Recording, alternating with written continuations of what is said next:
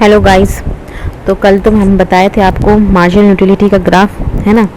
अब मैं आज आपको law of diminishing marginal utility का डेफिनेशन बताती हूँ क्या था। वैसे तो मैंने कल बता ही दिया था, फिर भी मैंने आपको एक प्रॉपर डेफिनेशन नहीं दिया था इसका, है ना। मैंने ये तो आपको बताया था, ये मार्जिनल यूटिलिटी घटता है जैसे जैसे आप कंजम्पशन बढ़ाओगे, तो क्योंकि मार्जिनल डिफरेंस घटता है ना।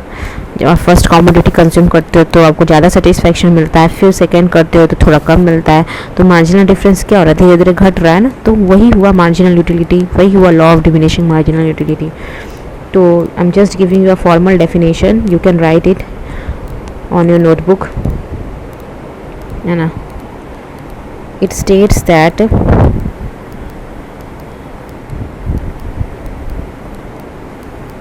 as we consume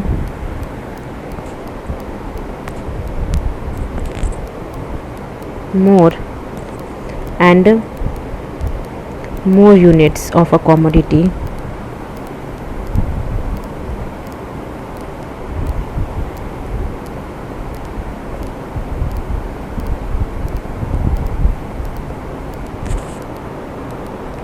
the utility derived from each successive unit goes on decreasing.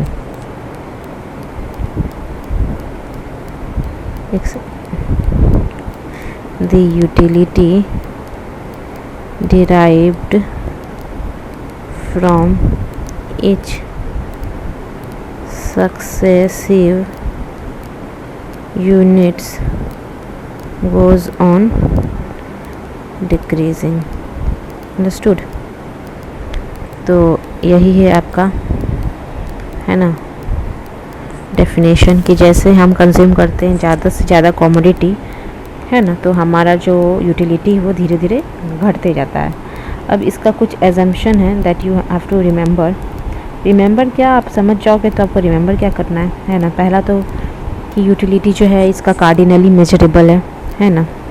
ये थ्योरी कौन दिया था, मार्शल दिया था। तो मार्शल का यही था, उसने एज्यूम किया था कि हम यूटिलिटी को जो है कार्डिनली मेजर कर सकते हैं, ठीक है। फिर उसने मॉनेटरी ये आपका एमयू ऑफ मनी, है ना, मार्जिनल यूटिलिटी ऑफ मनी को कांस्टेंट माना था। फिर उसने फिक्स्ड इनकम और प्राइस मांगना था। फिर उसने परफेक्ट नॉलेज बताया था मार्केट में होगा कंज्यूमर का। फिर इसने ये बोला था कि होमोजीनियस प्रोडक्ट होना चाहिए। फिर उसने बोला था कि कंटिन्यूस कंजम्पशन होना चाहिए। ये सारी बातें उसने की थी।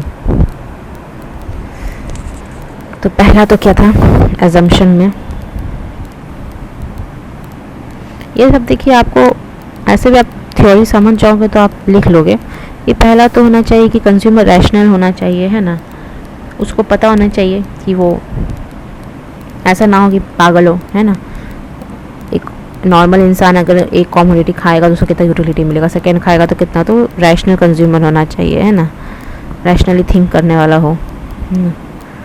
दूसरा होगा कि परफेक्ट नॉलेज मार्केट का होगा, नॉलेज ऑफ मार्केट। तीसरा होगा कि होमोजीनियस प्रोडक्ट होगा।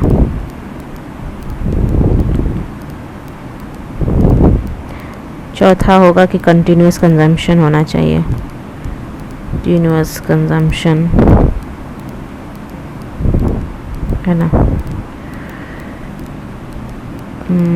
पांचवा होगा यूटिलिटी कार्डिनली मेजर करे, है ना, नंबर दे पाए उसको कि इतना यूटिलिटी हमको मिला, ये जबकि उतना सही नहीं है। आप अपने यूटिलिटी को कैसे कार्डिनली मेजर कर सकते हो, है ना, मेजरेबल। उसके बाद और कुछ ऐसा इम्पोर्टेंट, हाँ, एमयू ऑफ मनी, आपका मार्जिनल यूटिलिटी ऑफ मनी को इन्होंने कांस्टेंट माना था।